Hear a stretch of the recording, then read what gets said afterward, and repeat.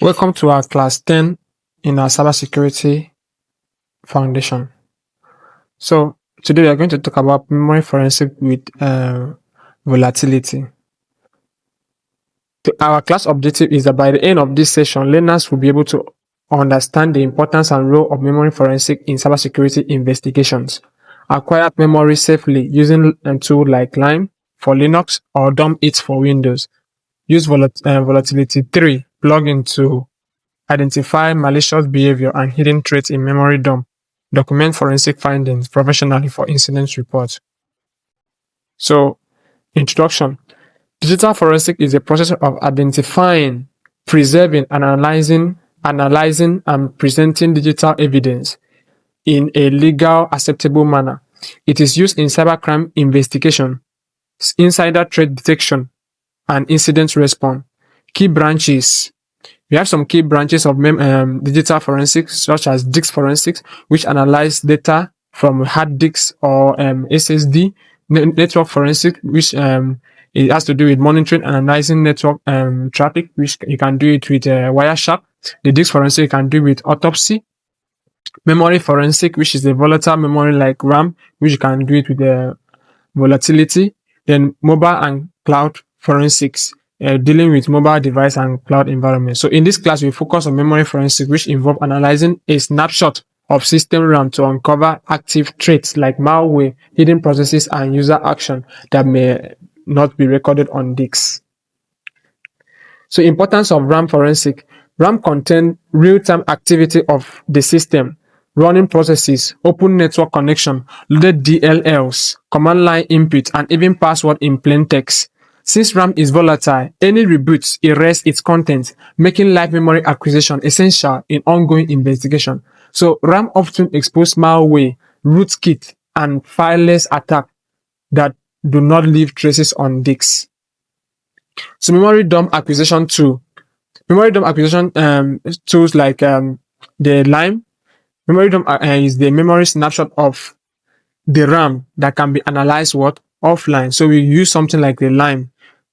The Lime has a kernel module to capture memory from Linux system. So the step that you use to do a memory dump is you clone Lime from this repository. Clone Lime from this repository, github.com/504nclab/Lime. When you clone it, you compile the module because Lime is written in C++, so you have to compile it in order for it to run in Linux. So you cd into the folder, you see a source directory, you also cd into the source directory, then use the make command to make the Lime so that it will be in a module form, which is going to be in lime.co. So when you have lime.co, you insert the module, and then when you insert the module, you give the path at which the module will dump the file to. So when you specify the path, you specify the format. The format can be in line format or raw format. So at the end of the day, you have this memory.dump, memdump.lime or memdump.raw file, which you can use for your RAM analysis. So for Windows, you can use DumpIt. It's very simple. You just have to download DumpIt online. You just have to make your research, DumpIt, then download it from official and trusted site. Then you put in the DumpIt into a USB flash so that it will actually save that snapshot of the RAM into that USB flash. You plug the USB flash into the infected system. Then you just have to double click or run the dumpit.exe, and then you are good to go. So you're not going to focus on dumping memory, and it's very easy. If you just follow this step, you will be able to dump your memory. So all we are going to focus today is going to be on volatility. That is memory analysis with volatility.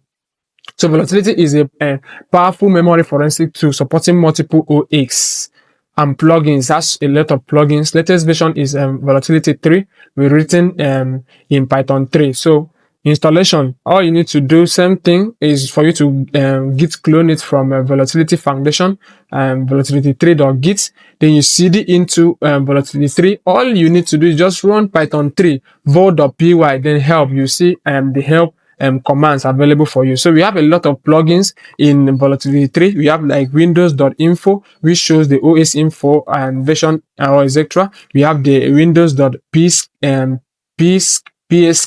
which scan for hidden and terminated processes. We have the windows.command line, which review command line that runs in with the users. We have windows.net scan, which lists open network connection. We have the windows.dl list, which lists all the DLLs loaded into the processes. So that has taken us to our lab where we are going to analyze a dump file with volatility. So we are going to use a blue team for this practical. I think you can also follow these steps as well, but for it to be more real life scenario, we are going to use one of the projects in blue team's lab. So you can just type blue team lab on your browser. You'll be able to access the lab. So we are going to use it there. So let's meet in our blue team lab.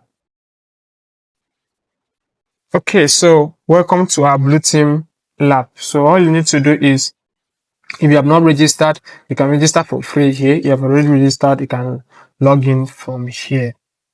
So I'm going to log in with these details provided.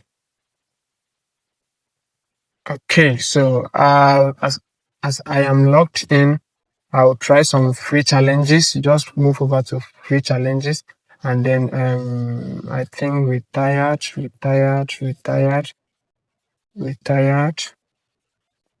So I'll take retired, and then memory forensic. So let's check for memory. I've already completed it, but let me just open it again.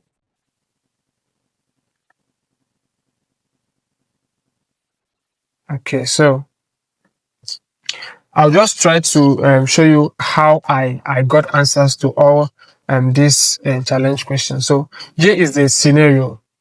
The account executive called the SOC earlier and sound very frustrating and angry.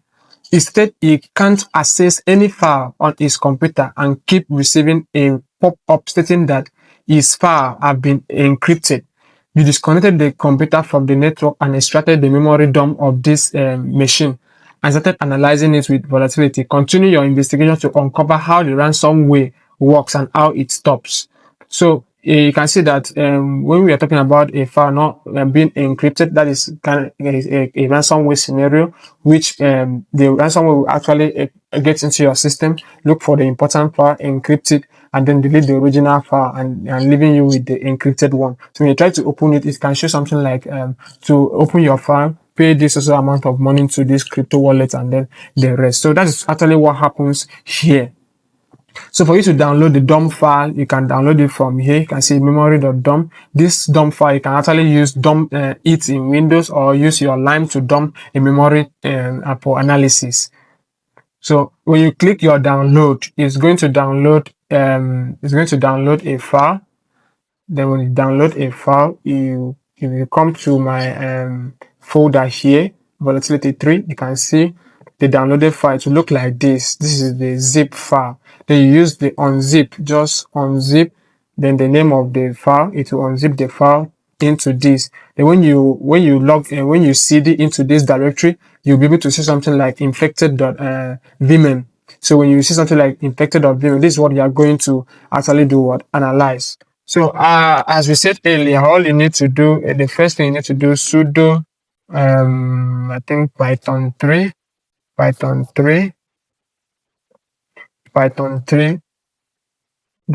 vol.py page, which is the help. Okay,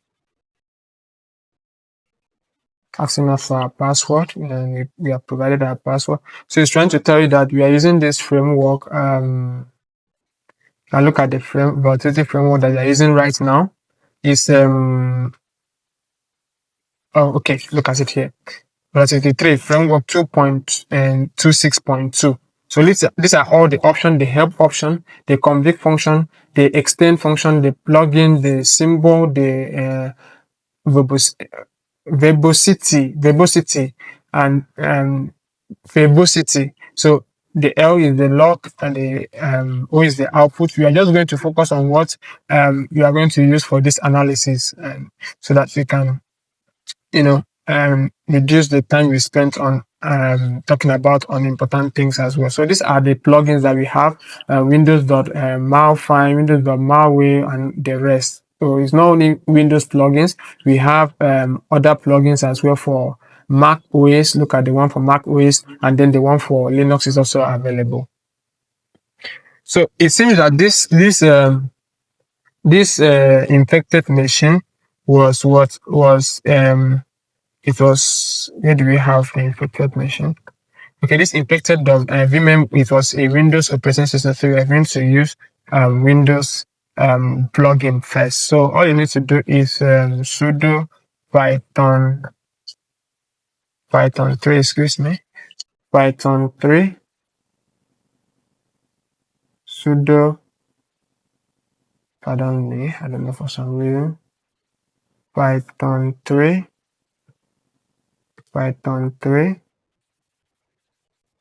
then infected machine,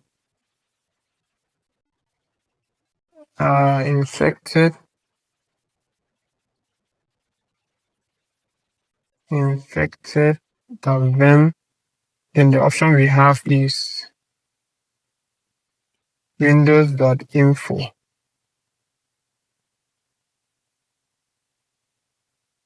Oh, please, pardon my manners. Python 3, then rolled, yeah, I think if, and then we have this infected. Okay. So after that we have the windows.info.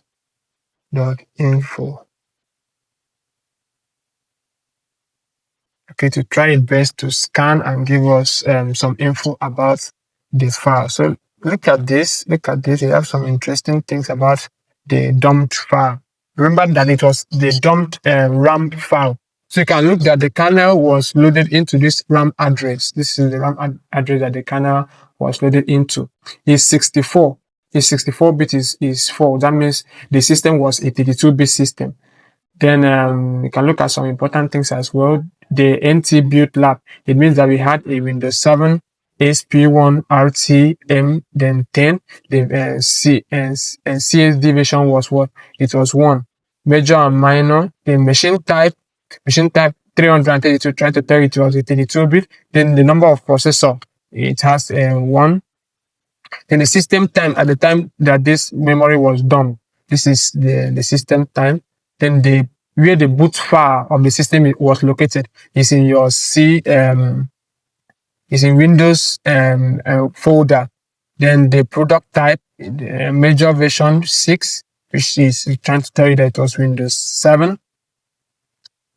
Okay. So machine type as well, 332, telling you it's 32-bit system, and then this is the timestamp on the system. So those are the information that are very valuable from the file. Those are the information we can gather from the dump file, and it's just give us a clue that this was a Windows system. So let's get further by using other plugins like the PSS scan. Okay, this is another interesting plugin. So to scan for the processes, to do it best to scan for the process. So you can look at the processes here. VM2.txt. This is a system process. This is also a system process. I think this is a task scheduler. This is also another system process. It seems the win log on. This is a system process as well for logging into the system. For Windows operating system, this is a service.exe, very important system process as well. It seems the person used this as well. All these are system processes. So we just looked at it to detect some malicious things. So it's like the person used Explorer, so that is why we have this Explorer.txt. So that means the person kind of open a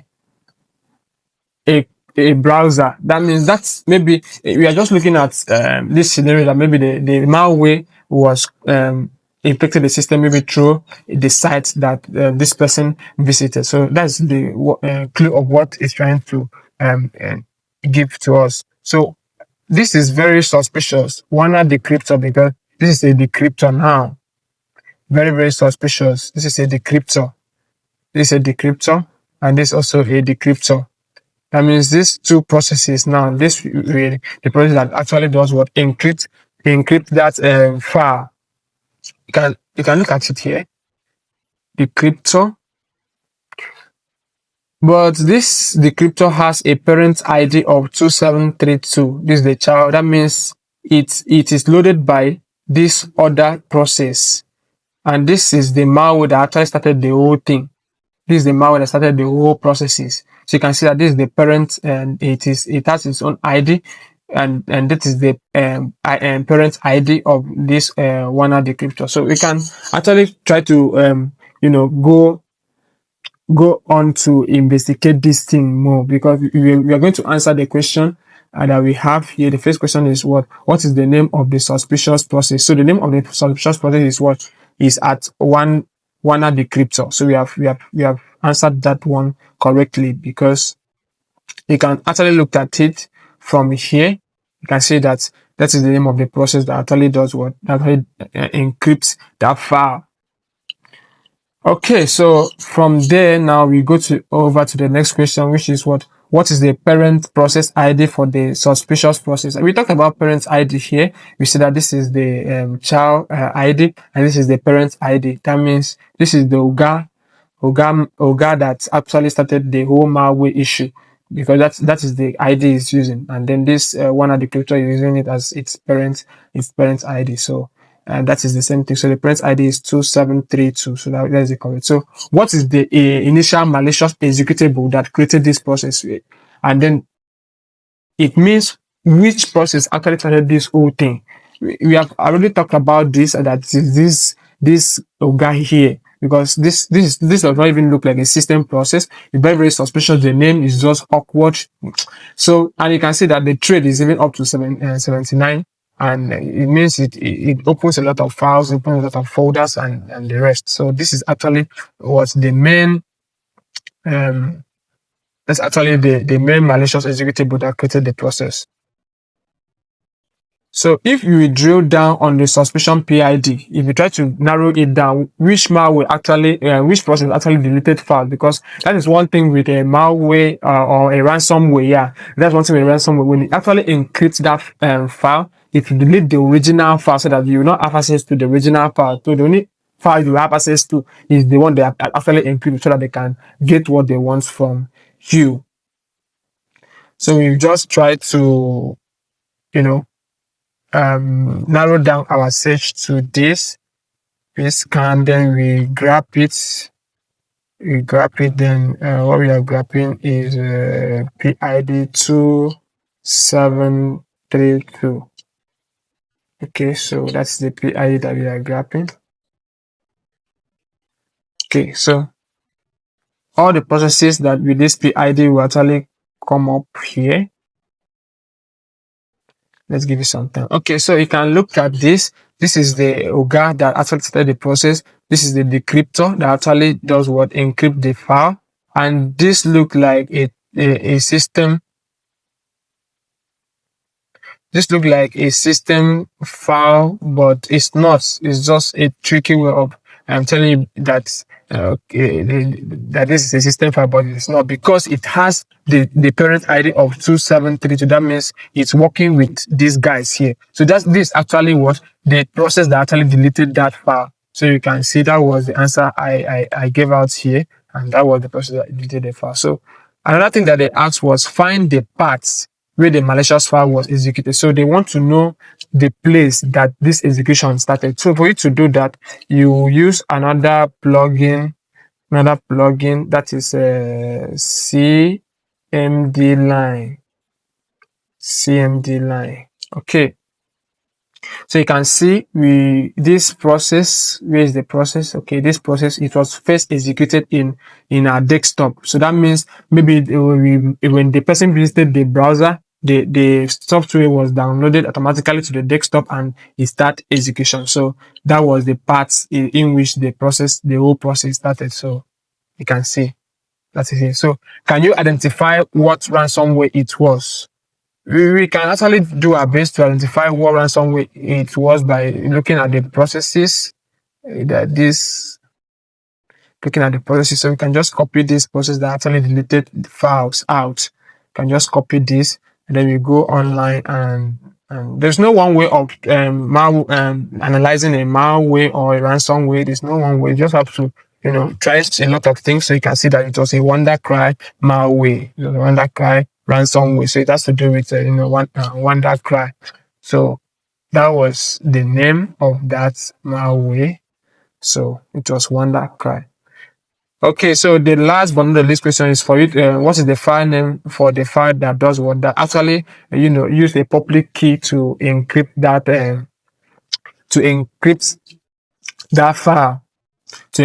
file. So you know that when once a encryption take place, if you use the public key to encrypt it, and then it will reserve a private key which can be used to open the file later. So we are actually going to look at the process that actually does what? Actually does the encryption, and then the extension is going to end with what? EKY. So we are going to use .handles to do that analysis. Let's just get down, and then this time we use handles with process 2732. Okay, we have an error.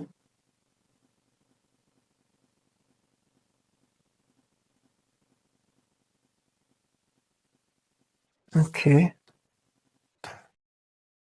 we still have an error, so we can just go back to a material.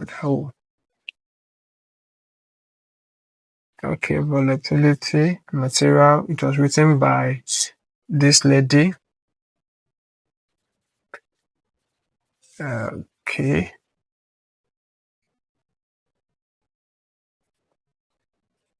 So I'm just guessing this is PID. Let's try that. Okay, that was right. So PID was what was missing there. So which is the process ID. So you're just going to find a file that ends with a .ek, so we can know the process that actually does the encryption. So we just look at this, take a look at this. Okay, so look at it here. You can see that it does a lot of things in our hard disks. So in the desktop, it means the file was actually located in the desktop because that is where it does the encryption. So you can just copy that and then go to your challenge that was here, and then you paste it. So by doing that, you have completed the challenge. So we have come to the end of this class, and thank you for watching up to this level, and I wish to see you in our other series. Until then, one love.